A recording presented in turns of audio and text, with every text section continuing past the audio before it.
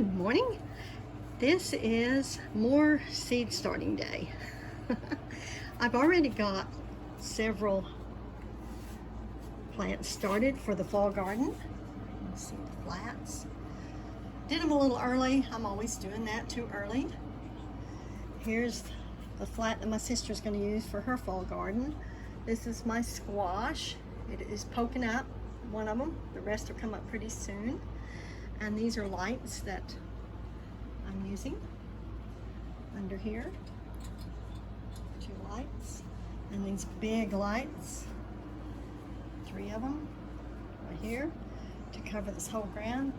Back over there in those round buckets are onions, and they are definitely starting too soon, but I'll start some new onions probably in October, November, the time when I should start them if I'm going to try them for the winter.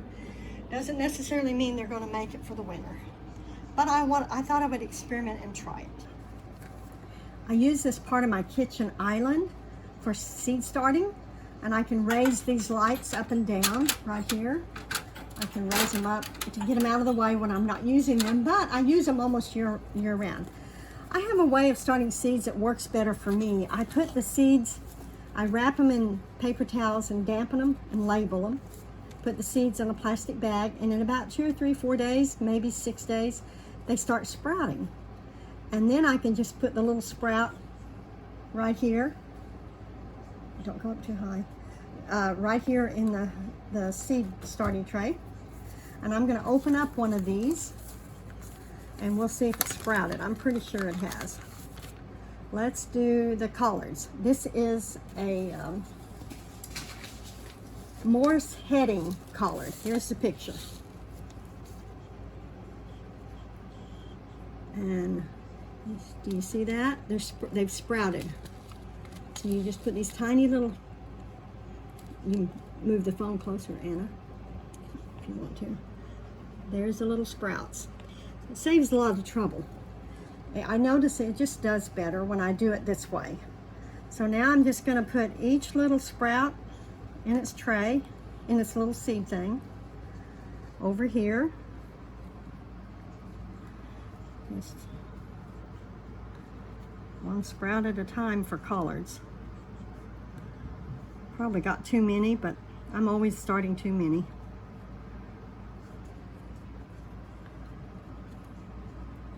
And they just go ahead and, since they're already growing, they'll just keep on going. I'll start poking the little leaves up above the soil. And you just put a very tiny bit of soil on top of them.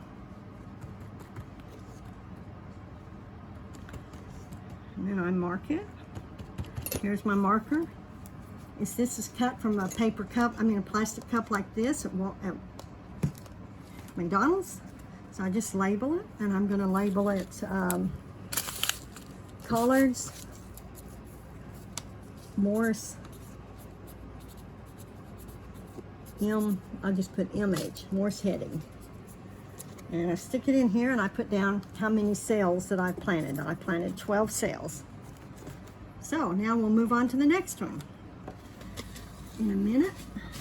And here's the 2 that I will plant that they have sprouted.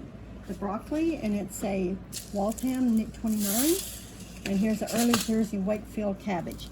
Those have sprouted, and they're right here, and I'm going to plant them.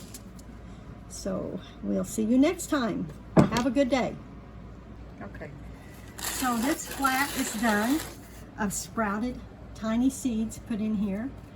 And the reason I like to do the sprouted seeds, go ahead and sprout them in the plastic bag like I was showing you, is because I know which ones are working, which ones are going to make it and live, to at least to a certain extent. And so in just 2 or 3 days, there'll be little plants sprouting up here. And I don't have to worry about having it warm enough or having it cool enough because they've already sprouted. And this really works fine.